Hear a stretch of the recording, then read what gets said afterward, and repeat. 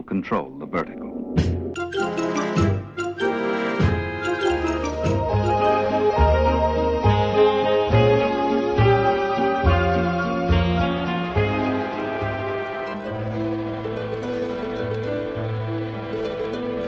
Welcome to Anthologic, the TV anthology podcast.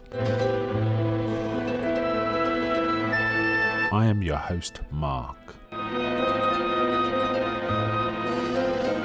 Anthologic is a podcast dedicated to exploring the good, the bad, and the odd of horror, science fiction, and the best of mystery suspense anthology shows and series on TV.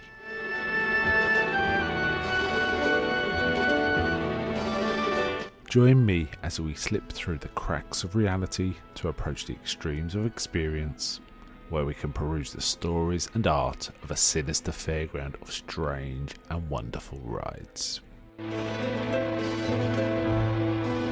And now we go on to the show that is the focus of this particular episode.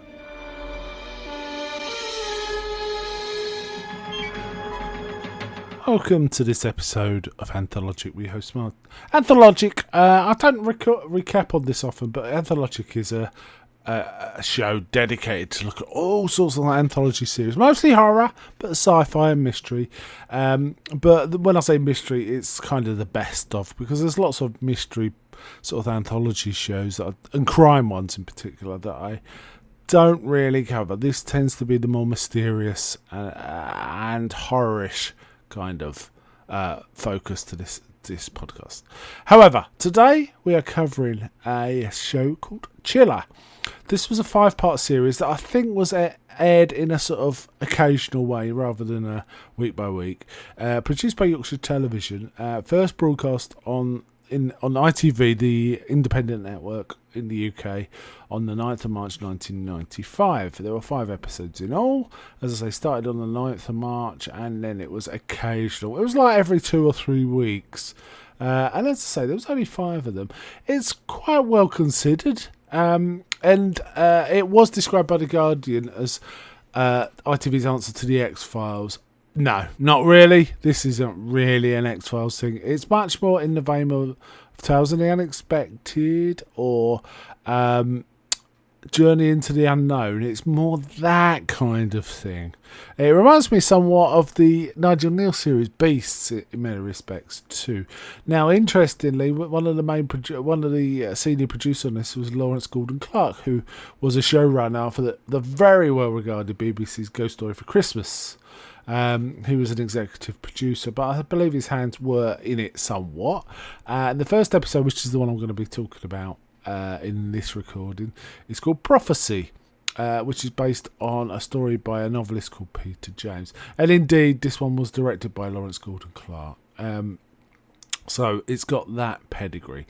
No one particularly famous in it, apart from Nigel Havers. Nigel Havers is well known in the UK, possibly not outside the UK. But there's also another central performance by an actress called Sophie Ward, who's not bad. And there's also another actor who you may recognise just seeing his face, because he's in lots of things, including horror films. Or films adjacent to horror anyway, and that is Tony Haygarth playing a priest. Now, Tony Haygarth, to give you a feel, was Renfield, rather good as Renfield in the 1979 version of Dracula with, what's his name? Frank Langella. He played Renfield in that. I thought he did a good turn, but also he's been in other sort of, as I say, horror adjacent kind of movies. I'm thinking of, what's it? I can never remember the name of this. Unwin Wittering and Zygo. Which is quite a striking film if ever you see. But his sort of career goes from the early 70s through to 2010s. So he had a very, very long career. And in fact, when I was a kid growing up, I remember him quite distinctly as being quite good in a sitcom called Rosie about policemen, uniformed policemen. And he was like the main friend of the main character in that. PC Penrose, also called Rosie. Tony Haygarth was his friend called PC Wilmot. So I kind of recognised him from that. And I always like to see him. He's always kind of entertaining. Now, this starts with a some fine young things all crowding into a car, going somewhere, giggling. They're up to no good. I think we see a shot of them going across Tower Bridge, so it firmly sets this in London. And they're on their way somewhere, and we find out they're talking about raising the dead. And basically it's a seance. And they get basically predictions made for them. Now, we don't really see those predictions.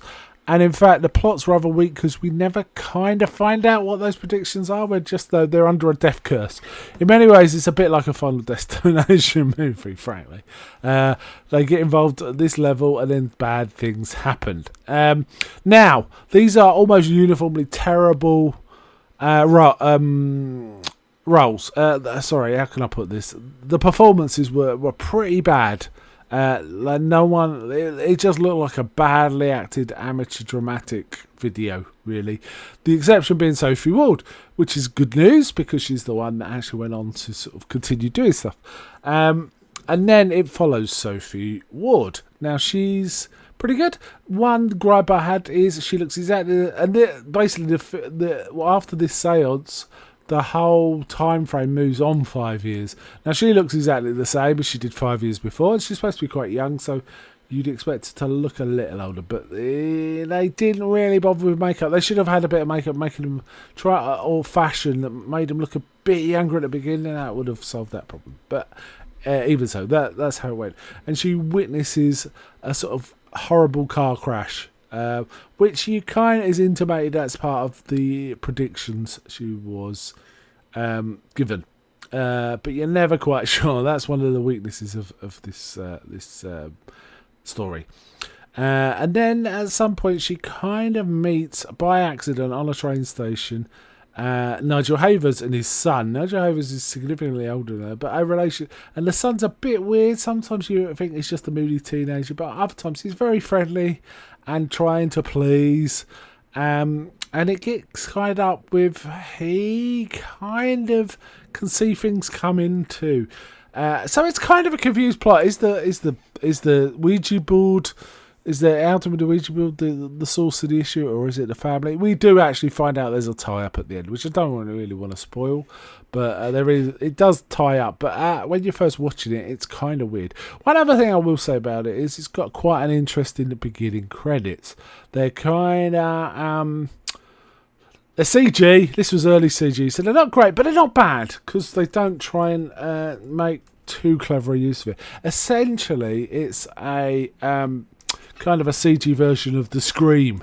That's the best way to provide it. And I think the cover of the DVD is kind of shows the thing I'm talking about. The beginning music's okay too. So it was okay. That's the best I can really say about this. It went on. We found out there was tie-ups to the property. They did the Ouija board section in and this man. And there's also a developing romance between Nigel Havers and Sophie Ward, which is kind of a bit jarring because she's significant. She's more closer to the age of his son, who's a young teen. I'd say maybe 13, 14 teen than him. But anyway, these things happen, right? It kind of develops along there, and in the end she has a fairly good relationship with both Nigel Havers and the son, but it's kind of tight. Basically the story goes on and you find out more and more about the nature of the family she's gonna possibly marry into. There's nothing wrong with Nigel Havers or the boy, though there's an intimation there is. But it's more their ancestry that's at issue. This is kind of a bit of the old Baskerville vibe, you know, the whole Henry Baskerville being a bad seed, and you know the descendants having to suffer for it. There's kind of that kind of thing with it. Also, as I say, she talks to a priest about what's going on, played by Tony Haygarth, and reasonably atmospheric. I didn't particularly have any problem with the direction. I just think the story was a bit not quite polished. It didn't quite tie up in a way that made you feel. It felt like it was kind of meandering, but it did tie up. But it just felt you were watching it thinking, this. They don't really know what they're doing with this story, do they? But in fact, they kind of do. So yeah, not bad. Apparently, other stories within this series are really good. There's one called Toby that gets a high recommend, which is the second one. That stars Martin Clunes and a few other actors famous in Britain but not particularly famous anywhere else. And other episodes include people like John Sim, who went on to play, is a really good actor in a lot of different British TV, but probably most famous as being one version of the Master in the Doctor Who reboot. He was a really good Master in that. There's something about this series that's kind of interesting. It's not terrible. It's got some legs, and I think there may be some real quality in some of them. Reading some of the reviews and some other people's thoughts on it, it made me think, well, this sounds like it's got something to it. And it is acclaimed, somewhat by the likes of The Guardian and things like that. So they don't usually speak too out of turn, I find. So interesting. It is no X-Files. Don't be misled by that. The statement that you might see in places. It is more... it really felt like Journey to the Unknown. That's probably much more that it felt like than anything else. I was going to say Tales from the Unexpected, but no. It was a bit too weird for Tales of the Unexpected. It was more like Journey to the Unknown. So, okay. Reasonable recommend from me.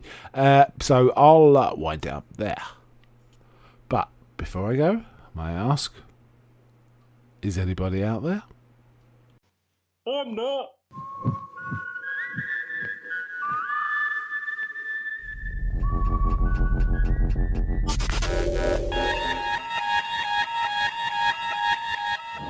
We now return control of your television set to you until next week at this same time, when the control voice will take you to